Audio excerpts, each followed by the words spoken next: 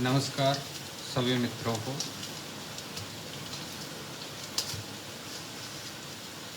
आज मेरा मन कर रहा था, मन में कुछ विचार चल रहे हैं, सोचा सभी के साथ में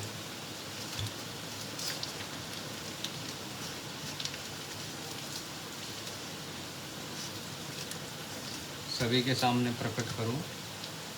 यह वीडियो उन सभी लोगों के लिए जो भारत में निवास करते हैं, प्रत्येक व्यक्ति के लिए, और जो ईश्वर में विश्वास रखता है किसी भी रूप में।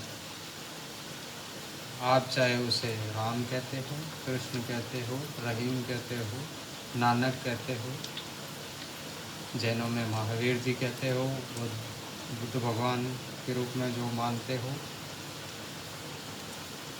इसी तरह आप चाहे उसे यीशु के रूप में पूछते हो या अल्लाह के रूप में। प्रत्येक व्यक्ति जो ईश्वर को मानता है, अब जो भी ईश्वर को मानता है वह व्यक्ति ईश्वर की खोज में लगा हुआ है कि हम उसे कैसे पाए। सांसारिक बंधनों से जो ऊपर उठ चुका है, सांसारिक मोह माया से जो व्यक्ति ऊपर उठ चुका है, वह ईश्वर की खोज में लगा हुआ है, किसी भी रूप अपनी साधना पद्धति के आधार पर। तो आप उसे निराकार या साकार, अब जैसे सनातन की बात करें तो इसमें अलग अलग पंथ, संप्रदाय, मत है, उसके अनुसार प्रत्येक साधक अपनी अपनी साधना में लगा हुआ है। परंतु सनातन में ऐसे बहुत से संत हुए हैं, महर्षि हुए हैं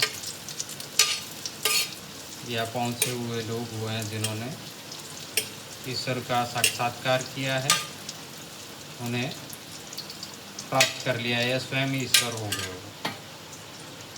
ऐसे उदाहरण मुझे देने की ज़रूरत नहीं है कि उदाहरण आप भली भांति जानते हैं। परंतु अन्य संप्रदायों में जो लोग निराकार को मानते हैं, उनके लिए मैं एक महत्वपूर्ण बात कहना चाहता हूँ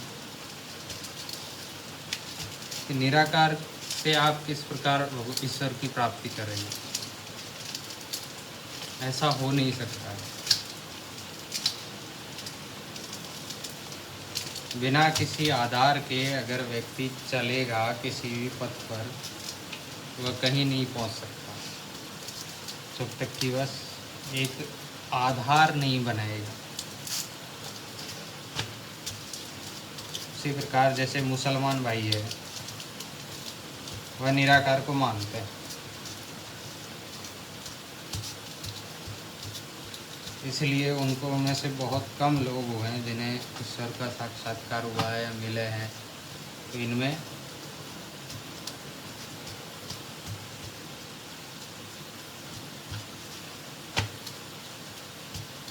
कम लोग क्या, मुझे तो कोई मालूम नहीं, तो मैं इनके ऊपर बोलना नहीं चाहता।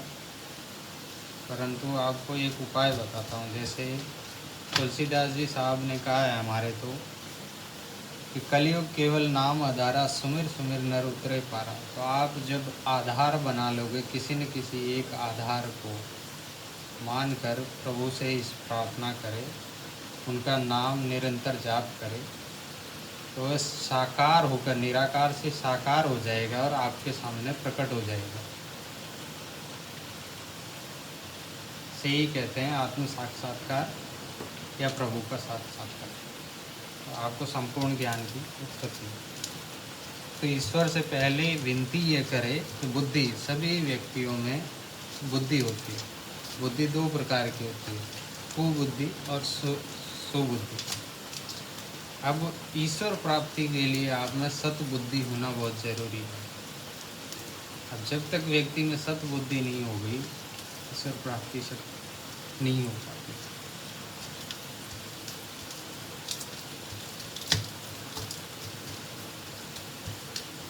तो सद्बुद्धि के लिए आप पहले को उनसे ही प्रार्थना करनी पड़ेगी।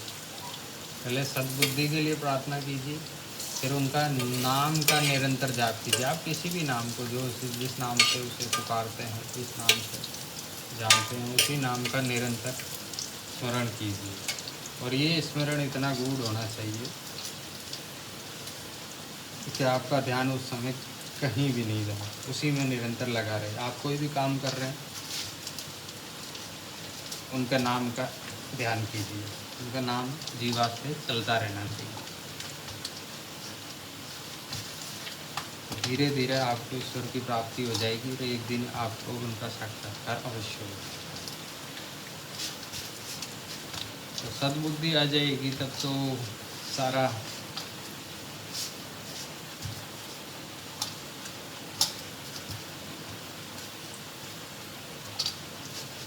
तो जब ईश्वर का साक्षात्कार होने लग जाएगा किसी भी मत संप्रदाय में, तो फिर किसी प्रकार का लड़ाई झगड़ा नहीं होगा। जब व्यक्ति वास्तविकता में ईश्वर की प्राप्ति करना चाहता है, उसे यही तरीका अपनाना पड़ेगा। आज जो समय चल रहा है, कलयुग का समय, इसमें यही तरीका है।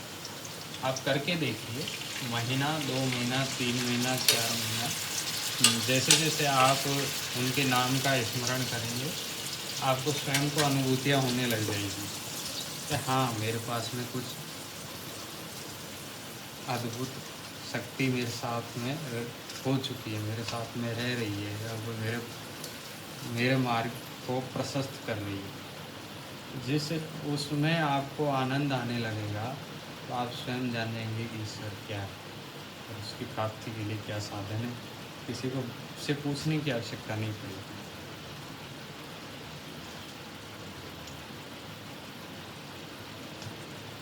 आपके हर एक क्रिया धीरे धीरे सही होती चलेगी। ईश्वर प्राप्ति के लिए जो जो साधन आवश्यक होते हैं, सद्बुद्धि, जब व्यक्ति में सद्बुद्धि होगी तो सदाचारी हो जाएगा। प्रत्येक कार्य उसका सत हो जाएगा। उसे किसी से पूछने की आवश्यकता नहीं पड़ेगी कि मैं आगे क्या करूँ। हाँ, कुछ शंकाएँ होती है, जैसे नाम जाप करेंगे उसमें तुरंत अनुभूतियाँ आएगी, तुरंत अलग अलग अनुभव होने लगेंगे व्यक्ति को। उन अनुभवों की ओर चलता जाएगा। जैसे जैसे कभी कभार भय भी लगने लग जाता है, विचित्र प्रकार की नई अनुभूति होती है कि हाँ, ये क्या है। तो उससे भयभीत नहीं होना है। आपको ईश्वर के मार्ग में चले हैं तो किसी प्रकार का एक दिन मृत्यु अवश्य आनी है। व्यक्ति को बिना भयभीत हुए चलते रहना है आपको।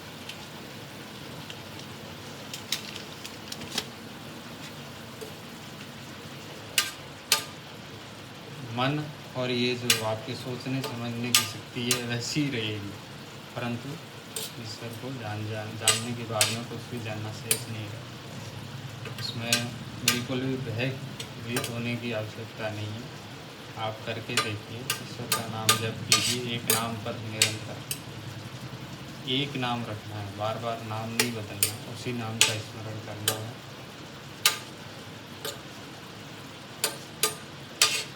तो हमारे जो देश में विद्रोही गतिविधियाँ काम कर रही है, जब आप ईश्वर के सही मार्ग में लग जाएंगे तो किसी भी प्रकार की सही मार्ग में लगने पर आपकी सोच सही हो जाएगी। कौन सही गलत का आप में चुनाव करने की मति आप में आ जाएगी। तो इसलिए मैंने ये वीडियो बनाई है कि जो देश में लड़ाई झगड़े हो रहे हैं, विरोधी गतिविधियाँ, देश को खंड खंड हो गया। हमारा देश का कितना विभाजन हो गया है। म्यांमार, नेपाल, बांग्लादेश, पाकिस्तान, अफ़गानिस्तान, श्रीलंका, भूटान,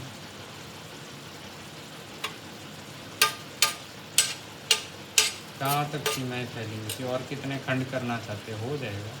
अगर जो राष्ट्रवादी व्यक्ति है वो तो नहीं सोचता इस बारे में, परंतु जो जिन्हें अपने स्वार्थ से ऊपर कुछ नहीं सोचता, तो देश में एक मानवता की हत्या करते जा रहे हैं। उनके लिए है कि आप ईश्वर के नाम पर जो ये हत्याएँ, और ये इतने अपराध करते जा रहे हैं, आप पाप के भागी बन रहे हैं और कुछ नहीं है इसके सिवा।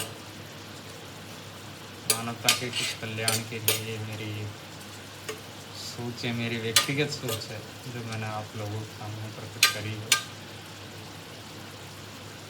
मेरा ईश्वर तो नहीं कहता, परंतु जब आवश्यकता पड़ेगी किसी निर्बल को मेरे समक्ष सताया जा रहा है, तो मुझे अपने ईश्वर से प्रार्थना करके जो मुझे आदेश देगा उसके अनुसार चलना पड़ेगा। तो ये नाश की ओर कदम है मानव के, और कुछ नहीं है।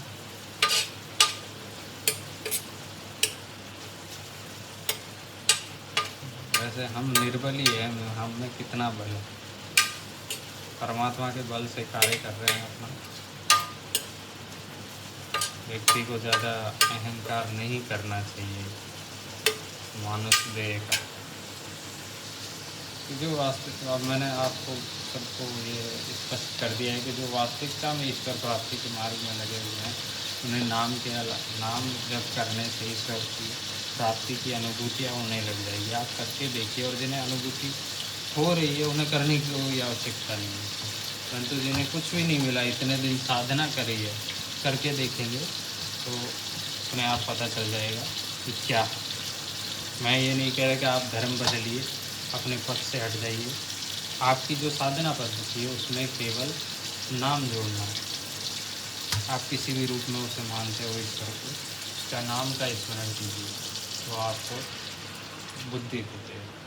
बुद्धि देने से फिर धीरे धीरे आपका सदाचारी हो जाएगा, आचार विचार व्यवहार, आपकी जो दिनचर्या है वो सही हो जाएगी, आपका कार्य शुभ हो जाएगा। क्योंकि ईश्वर के मार्ग में लगा हुआ व्यक्ति ऐसे ही शुभ कर्म करता है। परंतु कुछ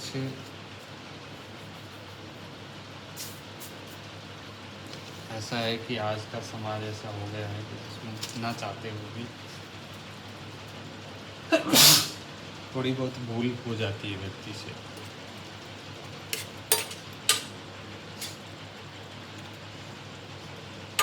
ठीक है मित्रों, बस इतनी सी बात है। आप इस बात को अगर, वैसे तो बहुत संतों ने कहा है, परंतु कोई उसका अनुसरण नहीं कर रहा। करके देखिए फिर पता चलेगा। नाम स्मरण करके देखिए, अल्लाह को मानने वाले को अल्लाह मिल जाएगा, राम को मानने वाले को राम मिल जाएगा, और यीशु को मानने वाले को यीशु मिल जाएगा, नानक को मानने वाले को नानक मिल जाएगा।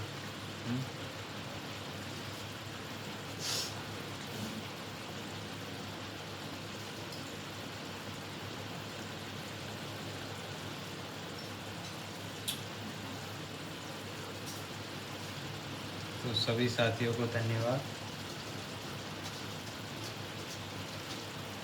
राधे राधे।